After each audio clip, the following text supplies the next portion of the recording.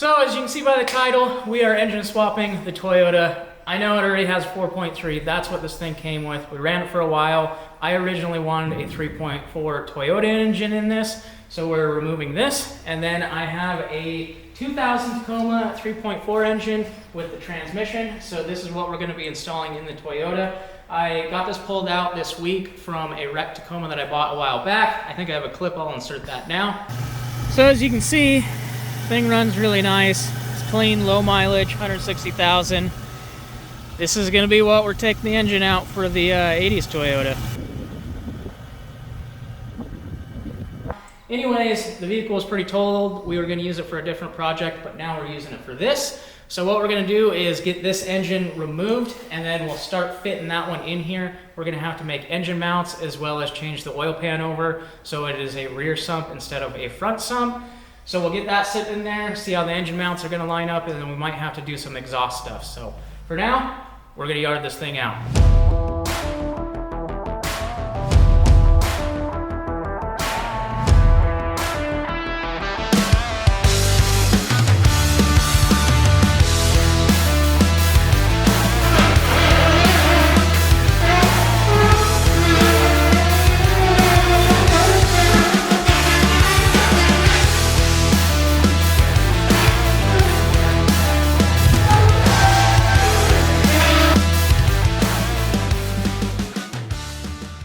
All right, so we have the 4.3 removed from the Toyota, and we're getting everything prepped for putting the 3.4 in this thing. But what we need to do now is get working on the engine itself. So on the Tacoma 3.4s, as you can see, the oil pan is a front sump. That is not going to work because it will contact the axle and the steering stuff. So we need to swap this to a rear sump setup. So what we did for that is we contacted the guys over at Toy Only Swaps and got a few parts from them. They offer, those guys are pretty rad. They offer a bunch of stuff for Toyota swaps. If you're doing a 3.4 into things, they have oil pan swap kits like what we're gonna do, wiring harnesses, just a ton of swap stuff. So we contacted those guys. They sent us a new dipstick tube, and then this is the oil pickup and oil pan from a T100 3.4. So this will get us the rear sump setup that we need. And then we also picked up an intake from them. This is what they usually use for the 3.4 swaps. So we got an intake as well as a filter. So we're gonna get the oil pan pulled off that 3.4 and get this one put back on. Then we can stuff it in the Toyota and see what we need to do for engine mounts.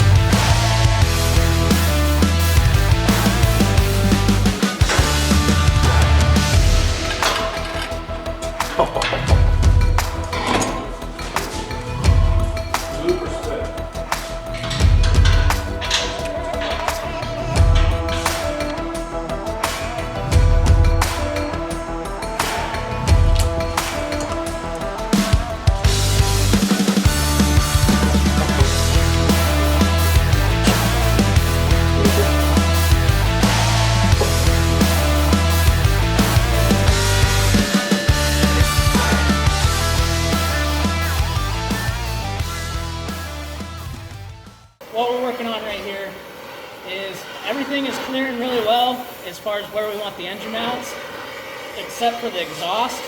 Instead of cutting it and redoing the exhaust, we're heating it up and bending it over because it needs around a ½ inch, and then we should be able to get the engine sitting in the correct position. So that is what we're doing now, is heating this up and tweaking it over a little bit.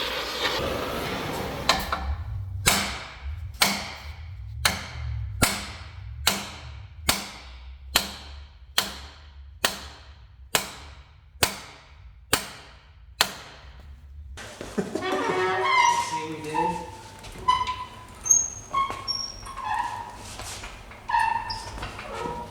Oh, that should fall right in.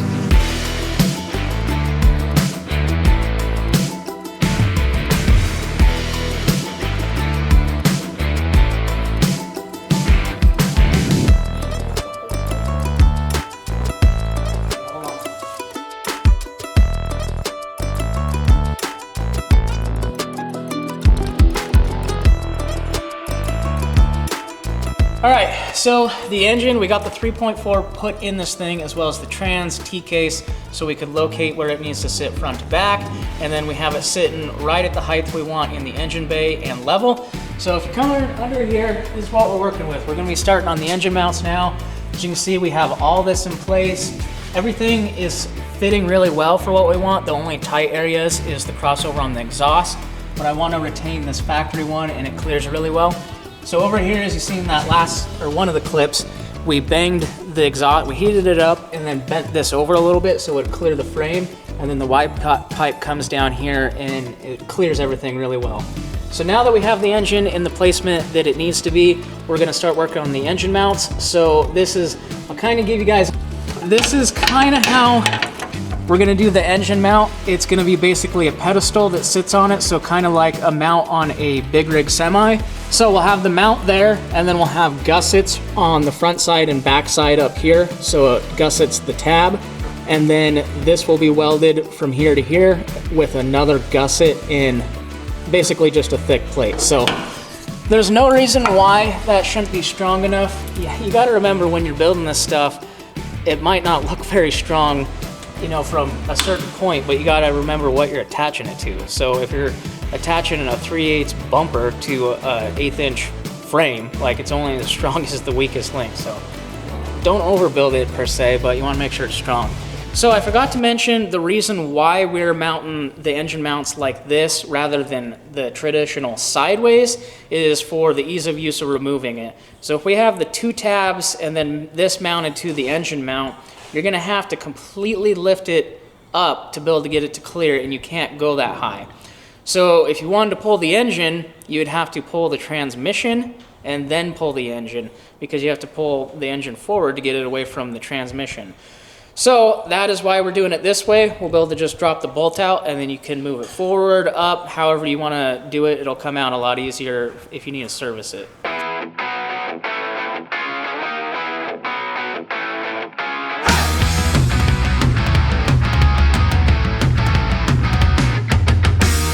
So we have the engine removed back out from the Toyota. We got all of our engine mounts set up, tacked in place.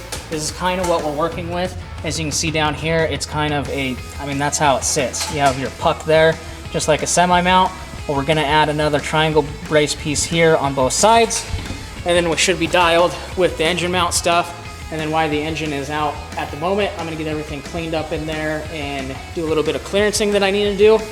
And then over here, as far as the engine goes, we're gonna do the same thing, get this thing completely cleaned up. I got some seals to replace as far as valve covers, valve cover gaskets, stuff like that. So we'll get that done, finish welding up our engine mounts, and then after that, we can stuff this thing back in the Toyota, and we should be able to be good to go with bolting everything up and finishing this thing. So that is gonna wrap up this video. We're gonna call it quits, and we're gonna tackle everything left on this in the next video. It'll be a 2-part series. We'll see you guys in the next one. Thanks for watching. Peace.